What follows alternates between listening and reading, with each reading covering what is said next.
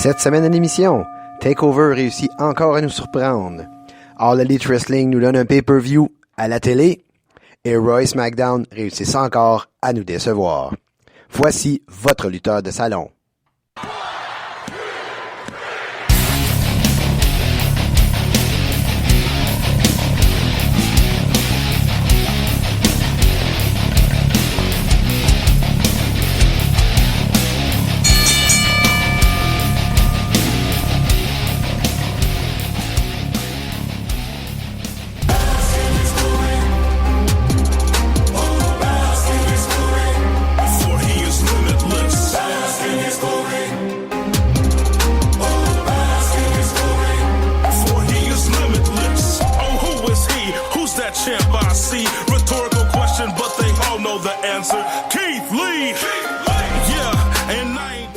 Et oui, justement, parlant de Keith Lee, je vais tout de suite commencer avec ce qui m'a surpris cette semaine, c'est-à-dire TakeOver Portland. Vraiment un super bon show. La WWE est capable de faire des bons spectacles.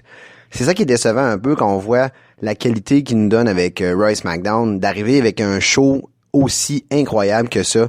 Pourquoi j'ai choisi de mettre le thème de Keith Lee? C'est qu'il y a eu plusieurs combats dans la carte. Il y a eu 6 combats en tout. Mais ça a été vraiment mon combat de la soirée.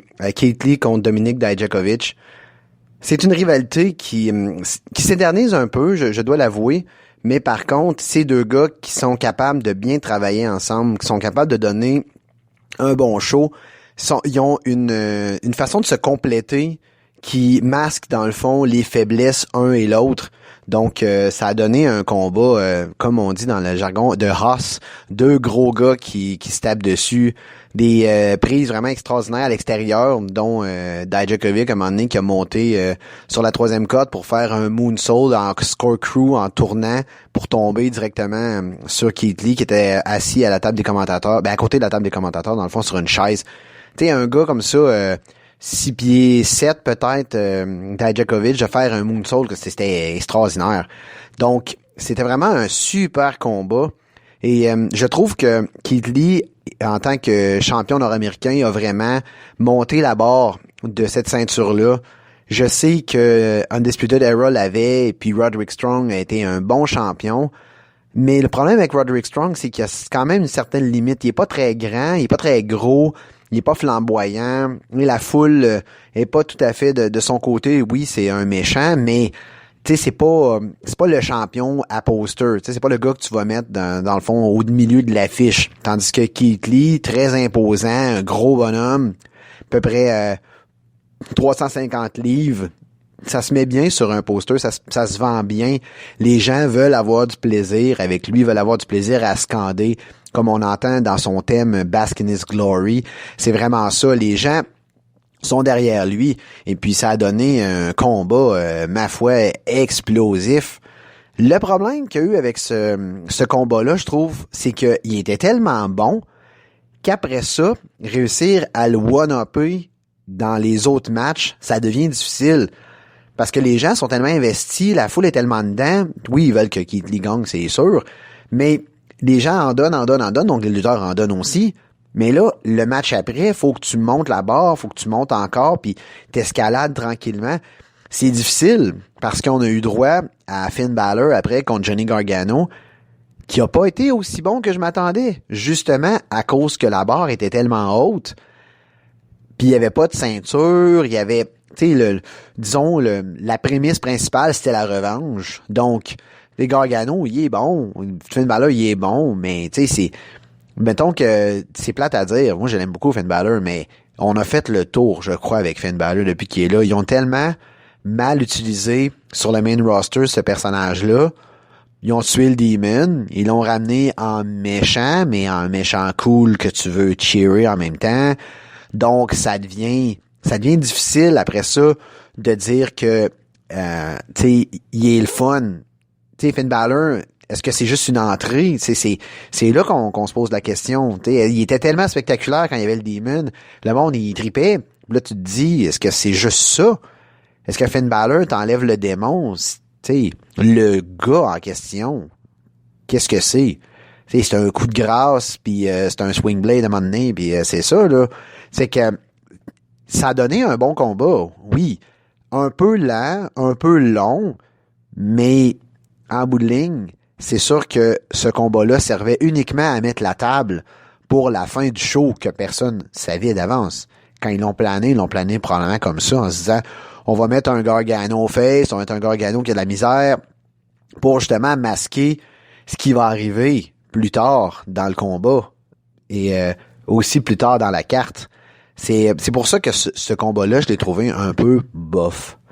Mais même, quand même, c'était un combat 4 étoiles, quand même, là. Mais pour ce qu'il venait de nous donner avec Keith Lee, Dijakovic, c'était dur de partir plus fort que ça. Je veux dire, tu pars avec 2 gros gars.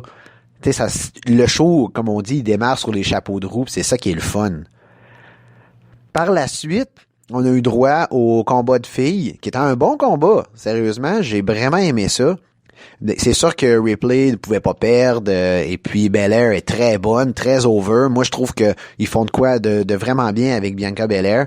Est-ce qu'ils vont la mettre sur le main roster, l'enlever de NXT, puis après ça, la détruire en haut? Je sais pas. Mais pour l'instant, c'est le fun. Sauf qu'elle est très crédible. Et là, on est toujours en train de se poser la question, qu'est-ce qui va se passer avec WrestleMania? Est-ce que ça va être un triple threat pour NXT avec Charlotte dedans? Tu sais, moins on pense à Charlotte, mieux on se porte, je crois.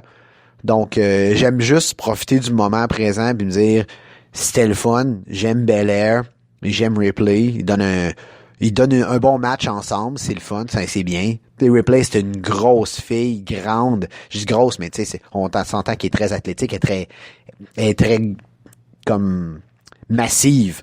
Et puis Bianca Belair, même chose. Bianca Belair est grande aussi. C'est ces 2 femmes qui ont l'air de rentrer dans le ring puis dire ça sonne puis on se fonce dedans puis ça va finir d'un côté ou de l'autre par un knockout là. Donc c'est ça qui est intéressant. Par contre, c'est ça là.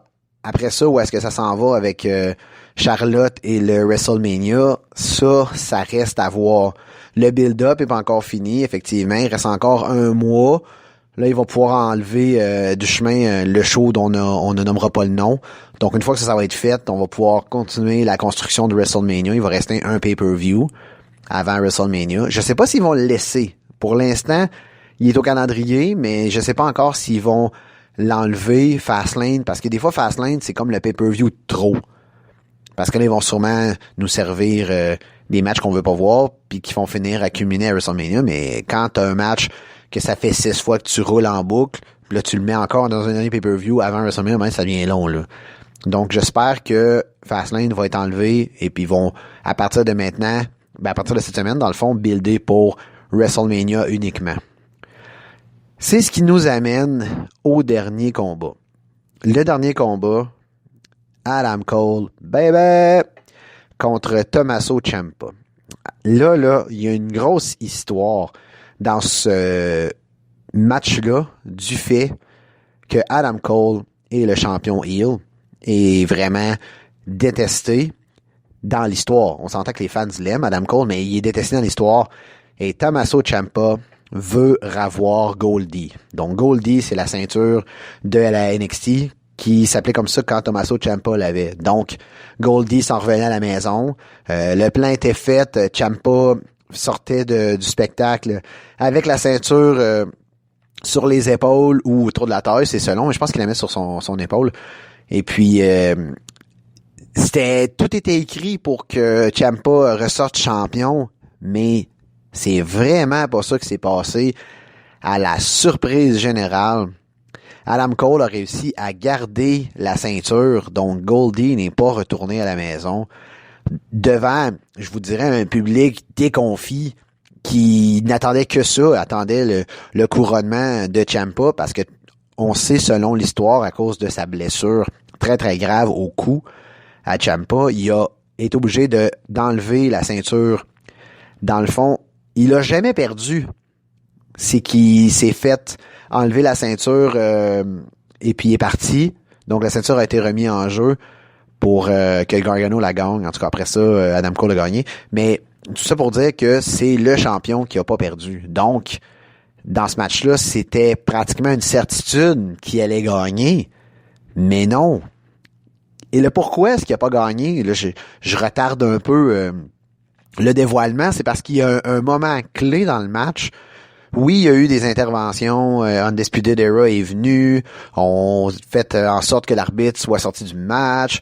Ciampa a fait un pin, puis il n'y avait pas d'arbitre. Et tout le combo total de la tricherie qu'on peut prendre du livre de tricheur, il a été passé dans le show. Ça, c'est pas un problème. Mais la tricherie ultime, c'est Johnny Gargano. Parce que Johnny Gargano est arrivé pour encourager Ciampa pendant le match, vers la fin, dans le fond. Il est arrivé ringside, il l'a encouragé, let's go, t'es capable, tu vas gagner. Là, Ciampa, il était primé parce que Ciampa et Gargano sont revenus dans DIY, leur équipe. Et puis là, tu te dis, OK, il vient encourager son coéquipier. La ceinture est dans le ring parce que il y a un membre de Undisputed Era, je crois que c'est Roderick Strong, mais je me rappelle pas, mais il me semble que c'est lui, qui a pris la ceinture et qui l'a envoyée à Adam Cole pour pouvoir l'utiliser comme arme dans le combat. Donc, Ciampa, voyant que l'arbitre était knock-out, décide, je vais prendre la ceinture, moi je vais finir la job, comme ça je vais gagner puis ça va être fini. Et au moment où Ciampa prend la ceinture et la lève pour vouloir frapper Adam Cole, Gargano prend la ceinture et lui enlève des mains. Donc, là, il y a un moment de panique qui s'installe. Donc, pourquoi il fait ça? Donc, il lui enlève la ceinture et quand Ciampa se penche sur le bord de la corde pour parler à Gargano, Gargano lui donne un coup de ceinture directement au visage. Donc, Goldie au visage de Ciampa. Ciampa est knock-out. Adam Cole le prend, roule et gagne le match. Donc, Johnny Gargano fait un heel turn, devient méchant, empêche Ciampa de reprendre Goldie. Donc, ça s'enligne pour un build de WrestleMania. Donc, le chapitre final de Ciampa Gargano à WrestleMania, sans ceinture, j'ose croire. S'il y a un revirement de situation incroyable, où est-ce que Gargano gagne la ceinture de Cole et la met en jeu contre Ciampa pour qu'il reprenne, mais je penserais pas. Je pense qu'ils vont se garder un gros match pour Adam Cole et un gros match pour Ciampa et Gargano. Donc, je crois que c'est deux histoires totalement séparées. L'histoire avait jamais réussi à finir parce que justement, Ciampa avait été blessé. Donc là, on revient avec l'histoire originale, le dernier et final affrontement entre les deux. Et quand on parle souvent de redites, qu'on a vu le match plein de fois, 10, 15 fois, ce match-là, Ciampa contre Gargano, c'est un match qu'on a seulement vu 3 fois. C'est un match qui arrive jamais. Quand il arrive, il y a une stipulation, il est spécial.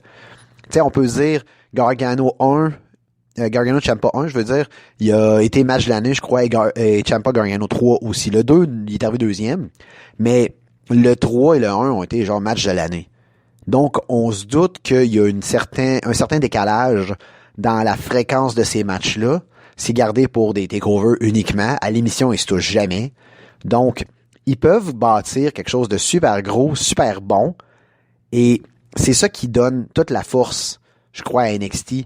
Cette rivalité-là, c'est vraiment la rivalité de cœur de l'émission. Et c'est le match que tu veux voir, le money match, c'est lui. Donc, quand ils vont l'annoncer sur la carte de TakeOver Tampa Bay, les deux gros matchs vont être Adam Cole contre on sait pas qui et Ciampa contre Gargano. C'est ça qui fait vendre la carte. Donc, un très bon TakeOver. Vraiment, là, des matchs vraiment superbes. Donc, moi, j'ai vraiment adoré TakeOver. Mais là, qu'est-ce qui se passe? On a pratiquement 2 mois de build-up jusqu'à WrestleMania. On sait pas ce qui va arriver entre-temps. On leur souhaite vraiment de continuer cette lancée-là. Mais les shows sont moins bons, par exemple. Tu sais, j'avoue qu'à NXT, l'émission hebdomadaire est moins bonne que les TakeOver. Puis là, je sais qu'ils font de la contre-programmation avec Dynamite, mais en même temps, tu veux avoir un bon show, tu veux que ça soit le fun, tu veux que justement les gens regardent le pay-per-view. Fait que si ton émission est moins de fun, les gens regarderont pas le pay-per-view. Donc, j'espère que ça va mieux aller dans les prochaines semaines dans leur build-up, parce que je leur souhaite que du bon. Je peux pas leur souhaiter autrement, même si présentement leur produit est un peu moins le fun. Quand même, leur takeover, vu qu'il y en a juste 5 par année, sont toujours extraordinairement bons. Et celui-là n'a pas fait exception. Je crois que même que